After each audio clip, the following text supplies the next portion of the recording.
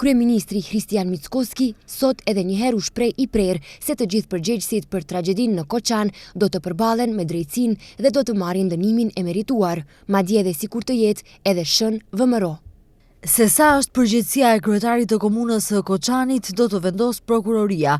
Kryetari në dorëheqjen e tij ka shkruar se është në dispozicion, nuk ik është këtu. Sot, sa e di unë, organet hetuese do të hyjnë edhe në komunë dhe do t'i kontrollojnë të gjitha dokumentet. Në rast se ju predikoni se ai është VMRO dhe se ne e mbrojmë, gaboheni. Askënd nuk do ta mbrojmë, madje edhe sikur të jetë edhe shën VMRO-ja, deklaroi Mickoski.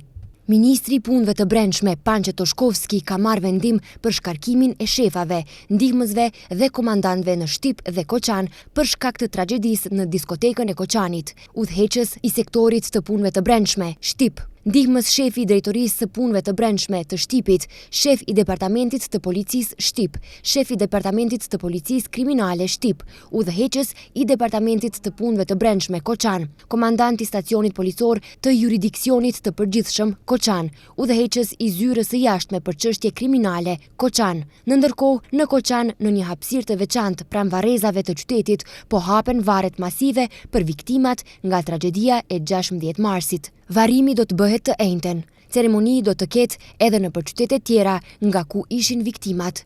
Numri më i madh i viktimave janë nga Koçani, në mesin e të cilëve edhe adoleshent, ndërsa vazhdon identifikimi i trupave, dyshohet se viktima mund të ketë edhe nga Shtipi, Probi Shtipi, Velesi, Shkupi e Kumanova. Në ceremoninë e varrimit do të marrin pjesë qytetarë nga përfaqësues të institucioneve. Varrimi i viktimave pritet të bëhet me nderime të larta.